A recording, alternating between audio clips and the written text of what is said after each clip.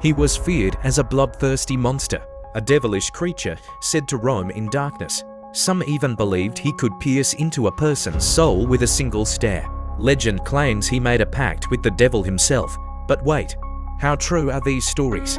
On this episode of Geohistorical is the story of Vlad Dracula the Third. Before the world knew Dracula the vampire, there was Vlad, a real man with a history far darker than the myth.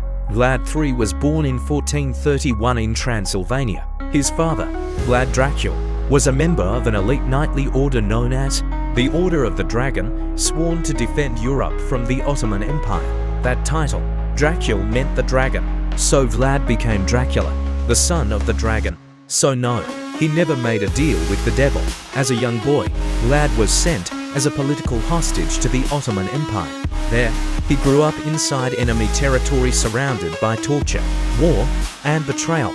This wasn't childhood, it was survival training, and every lesson he learned would come back in blood. When Vlad finally returned home, Wallachia was chaotic, full of corruption, traitors, and outside threats. So when he took the throne, he ruled with one message: loyalty or death. To protect his land, he used fear as a weapon, and it worked.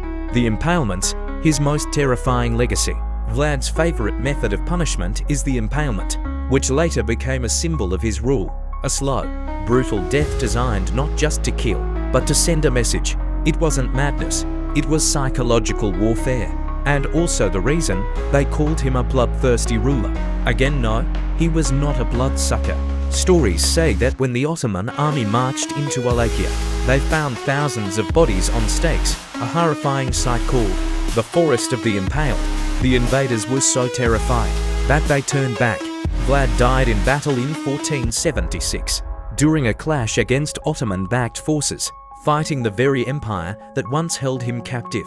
But his story didn't die with him. Centuries later, Bram Stoker borrowed his name, Dracula, and turned him into a supernatural vampire, a creature of the night, a legend of fear in his vampire classic novel, Dracula, published in 1897, creating a modern vampire myth. But the truth, the real Vlad the Impaler needed no fangs, no wings, no immortality. His cruelty alone was enough to echo through history.